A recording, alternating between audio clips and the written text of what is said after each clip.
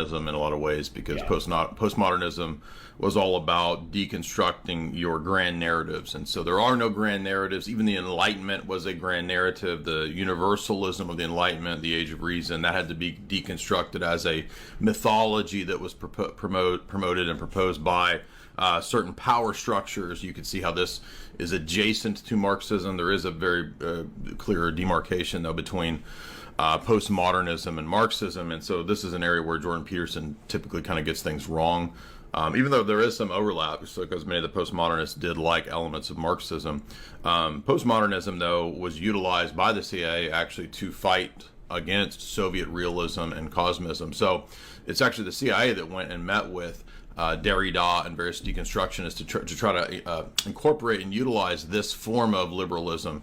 And it's a form of liberalism because it's radical in its deconstructing process, right? So that if, for example, if there's no objective meanings, if there's no universal narratives, then Sovietism, cosmism is not true.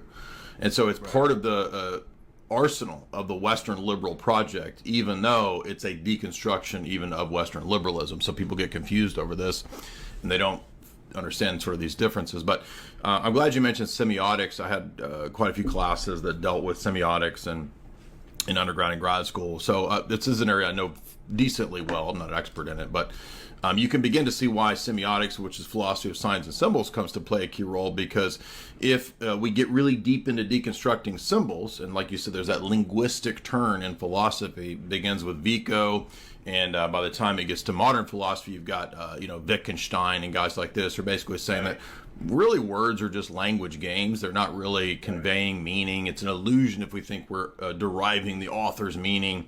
And so it's a breaking down of first books and literature. You can see the same thing mirrored, for example, in the higher critical studies of breaking down the Bible in the German higher criticism schools after Luther. The same thing's going on in philosophy. If I can't know the Bible, if the Bible's deconstructed, a generation or two after Luther, then it seems to follow, well, wait a minute, I don't really know any book, do I? I can't, there's no book that I can actually derive. So I'm just importing all of my personal presuppositions and meanings into the book. So that's kind of the setting for this. But as David pointed out, most of the people I think involved in this don't know anything about all that. No, they don't. Yeah. And academically, it's in the 1960s and 70s. It kind of grows prominence as a methodology within the academy, but it's really relegated towards literary studies and like cultural criticism. But once we get into the later 1970s and especially the 1980s, we see deconstructionism now turning towards biblical scholarship, more philosophical analysis, and really it's the 1980s that it became a very dominant. And this is why even today within the humanities, Michel Foucault is the most cited scholar in the world.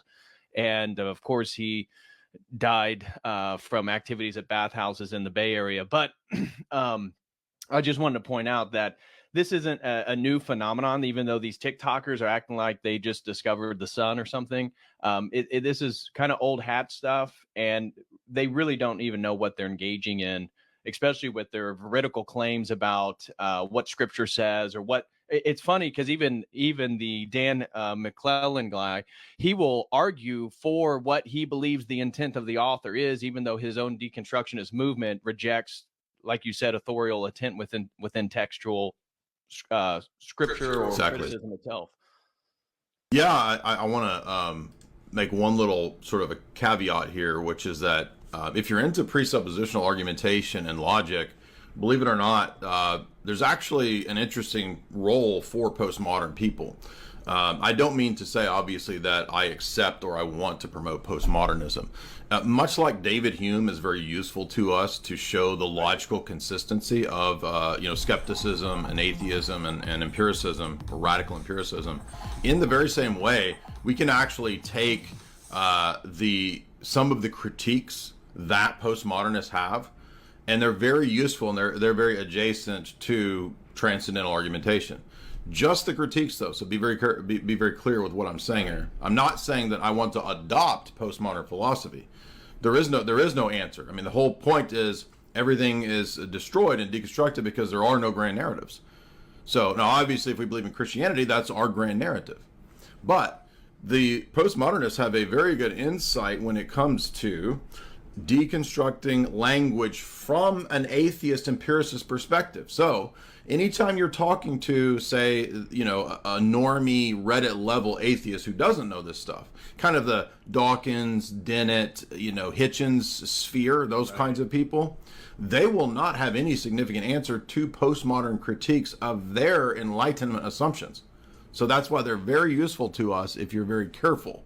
So exactly, as somebody said in the chat there, Moray says, you can deconstruct deconstructionism. Absolutely. But they have very valid critiques of the presuppositions of the Enlightenment. In other words, I could use, say, some of the postmodern critiques against somebody like James Lindsay, right? Dr. James Lindsay would not be able to, I'm not saying that the postmodernists are correct in their answers, but their critiques can be valid critiques of Enlightenment assumptions. And that will, I don't want to yap too long, but that will get into the very interesting questions that are raised when we get into linguistic philosophy.